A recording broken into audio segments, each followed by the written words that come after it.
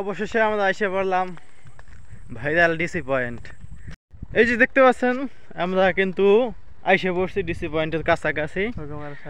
এখান থেকে যে নির্জা বাজার থেকে নেমে দেখতে পাবেন যে এরকম নৌকা মানে যেগুলো ট্রলার বলে এগুলো যে মাছ ধরার ট্রলার। যাওয়ার পথেই আমরা দেখতে পেলাম প্রকৃতির এক অপরূপ সৌন্দর্য, যেটা একমাত্র গ্রামে আসলে এগুলো দেখা সম্ভব। দেখতে পাচ্ছেন ওইটা হচ্ছে যে ডিসি পয়েন্ট, আর এই সিটি কালারফুল বাড়িঘর দূর থেকে দেখেই চোখ জুড়িয়ে যাচ্ছে একবারে। আমরা ডিসি পয়েন্ট চলে এসেছি। এই যে আমার পিছনে যে কালারফুল জায়গাগুলো দেখতে পাচ্ছেন, এটাই হচ্ছে সেই ডিসি পয়েন্ট। যেই ডিসি পয়েন্টে আমরা এসেছি কতটা সুন্দর দেখেন। এটাই হচ্ছে বরিশালের সৌন্দর্য, এটাই নদীমাতৃক যে দেশের সৌন্দর্য, আমাদের বাংলাদেশের সৌন্দর্য। এটাই দেখেন কত সুন্দর। এটা কিন্তু কোনো মানুষ তৈরি করেনি, এটা প্রাকৃতিকভাবেই তৈরি হয়েছে। কতটা সুন্দর ভাবা যায় প্রকৃতি। জায়গাটা খুবই সুন্দর, যা ভাষায় প্রকাশ করা সম্ভব না।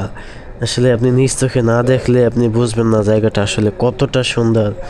আমরা সেই এখানে আসছি যে আমার সার্থক হয়েছি। এটাই প্লাস্টের ভেনিস খাত বরিশালের আসল সৌন্দর্য। নদীমাতৃক দেশ হিসাবে এবং বরিশাল যেটা সম্পূর্ণ নদীর উপর ভিত্তি করে, সম্পূর্ণ নদী একটা। সব জায়গায় বরিশালের আনাচে কানাচে সব জায়গায় শুধু নদী। তো নদীর খেলায় নদীর ঢেউ ঢেউ তৈরি হওয়া এই যে সৌন্দর্য, এগুলো আসলে মনোমুগ্ধ করে সৌন্দর্য, উপভোগ করার মতো সৌন্দর্য। এই সৌন্দর্য দেশের অন্য কোথাও আছে কিনা আমার জানা নেই।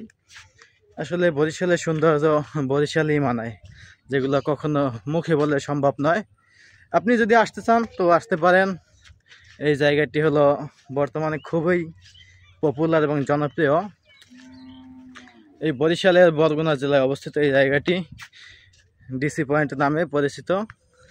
রাস্তাটা একটু যদিও খারাপ, কিন্তু রাস্তা খারাপ হলেও আপনার রাস্তায় যে সমস্যা হবে আসা যাওয়ায়, আইসা যা দেখতে পাবেন এতে আপনার মন ভরে যাবে এবং আপনার হৃদয়কে অনেক শান্তি করবে। এই দেখতে পাচ্ছেন খুবই সুন্দর জায়গাটা। একই জায়গায় আসলে আপনারা দুইটা বিচ এবং দুইটা জায়গায় ঘুরে দেখতে পারেন। এই যে দেখে আসলাম এটার নাম ডিসি পয়েন্ট, আর এই যে আমার পিছনে যে ওপার আছে যে শুভ সন্ধ্যা সমুদ্র সৈকত, যেটা খুবই জনপ্রিয়। তো আমরা এখন ওখানে যাচ্ছি। ডিসি পয়েন্ট থেকে শুভ সন্ধ্যা যেতে হলে আপনাকে নৌকায় করে যেতে হবে। এই নৌকা ভাড়া জনপ্রতি 10 টাকা করে নেয়।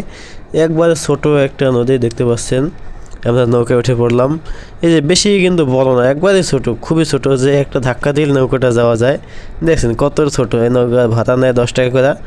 এর অন্যতম কারণ হচ্ছে এখানে এই যে এলাকার মানুষ তারা এই সার্ভিসটা দিয়ে থাকে, এবং এখানে মানুষ সারাদিনে হয়তো বেশি একটা নাই, যার কারণে একটু ভাড়া বেশি।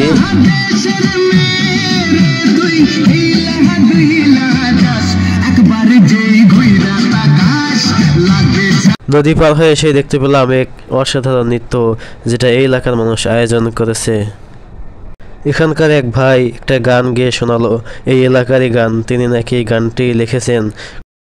সাগর পারের মানুষ মোরা নিদিরার সরে থাকি, মোরা নিদিরার সরে থাকি, মদ নাও ডিঙ্গিতে চলা ফেরা, মদ নাও ডিঙ্গিতে চলা ফেরা, নাই তো গোরার গাড়ি, মগ সাগর পারে বাড়ি, মগ সাগর পারে বাড়ি। খুবই সুন্দর একটা অনুষ্ঠান ছিল ওখানে, ওইটা দেখে আসলাম।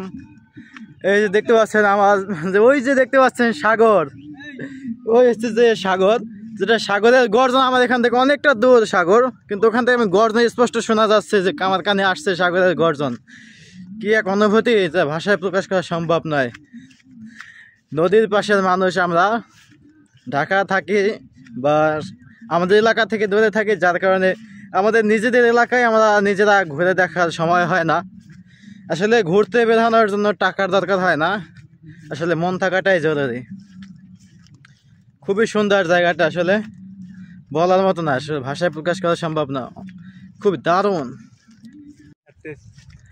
এই দেখতে পাচ্ছেন যে আমরা ওই সাইডে যে দেখতে পাচ্ছেন ওই পিছনে আমরা রাইখে আসলাম যে ডিসি পয়েন্ট, আর এই যে আমার সাথে আছে, আমরা দুইজনে হাঁটতেছি নদীর পাড়ে, এই যে দেখতে আমাদের পাশেই নদী। আর এই যে দেখছেন এদিকে দূর, অনেক দূর, কিন্তু এই যে চর, এইটা আগে এক সময় নদী ছিল, এখন আর কি চর পড়ে গেছে। এখানে খুবই সুন্দর একটা আবহাওয়া, এই যে পাশে দেখতেছে ঢেউগুলো আসতে পড়তেছে, খুব দারুণ এক অনুভূতি। এই যে দেখতে পাচ্ছেন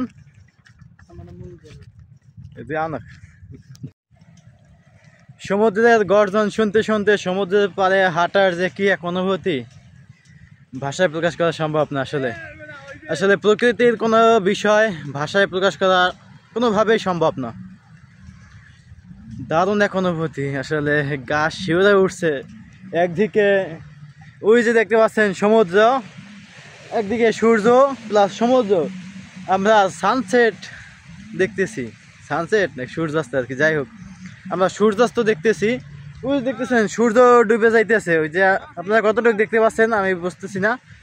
তো আমরা দেখতে পাচ্ছি ওখানে যে সূর্য ডুবে যাইতেছে প্লাস সমুদ্রের ধেয়ে আসা ঢেউ, এবং আমরা হেঁটে যাচ্ছি সমুদ্রের পাশ দিয়ে। একবার এই যে দেখতে পাচ্ছি সমুদ্রের পাশ দিয়ে হেঁটে যাচ্ছি, দারুণ এক অনুভূতি, আসলে ভাষায় প্রকাশ করা সম্ভব না এগুলা। নিজে যদি না আসেন কখনো এরকম একটা পরিবেশে আসবেন একা, এবং দেখতে পাচ্ছেন যে আমাদের আশেপাশে কেউ নাই, এবং হালকা হালকা মৃদু ঠান্ডা বাতাস, কি যে এক অনুভূতি, পুরা শরীরে শিউরে সে মজা করতেছে। এই দেখতে পাচ্ছেন আমার যে পিছনে এই যে ঝাউবনগুলা, যেটা সবুজ সুন্দর সমুদ্র সৈকতে যদি আসেন আপনারা, তো ঝাউবন বললেই যে এই জায়গাটা নিয়ে আসে। তো ঝাউবনের এই যে কর্নার, এখানে মানুষজন খুব একটা আসে না, কারণ সবুজ সুন্দর থেকে অনেকটা দূরে, এবং এই যে ডিসি পয়েন্টের থেকে নৌকায় করে 10 টাকা ভাড়া লাগে এক একজন। ছোটো তারপর কেন 10 টাকা নেয়, 5 টাকা ভাড়া হওয়া উচিত, কিন্তু 10 টাকা নেয় তারা, তাদের এটা ব্যক্তিগত বিষয়। তো আপনারা আসতে পারেন, এখানে খুব দারুণ একটা অনুভূতি হয়, আসতে পারেন অবশ্যই। দৌড়াচ্ছি আমি, কিন্তু ক্লান্ত হচ্ছি না। অন্য সময় দৌড়াইলে ক্লান্ত হয়, কিন্তু আজকে দৌড়েও ক্লান্ত হচ্ছি না, কারণ দৌড়াচ্ছি আমার মাতৃভূমিতে, দৌড়াচ্ছি প্রাচ্যের ভেনিসখ্যাত বরিশালের কোনো একটা জঙ্গলের পাশে। এই যে নদীর পাশে দেখতে পাচ্ছেন চরে হালকা শিমুল বাতাস হৃদয় উজাড় করে দিচ্ছে। আমি দৌড়াচ্ছি কিন্তু আমি ক্লান্ত হচ্ছি না, কারণ আমি দৌড়াচ্ছি আমার নিজ এলাকায়, আমি দৌড়াচ্ছি প্রাচ্যের বরিশালে, ক্লান্ত হচ্ছি না। দারুণ এক অনুভূতি, দারুণ, যে ভাষায় প্রকাশ করা সম্ভব নয়।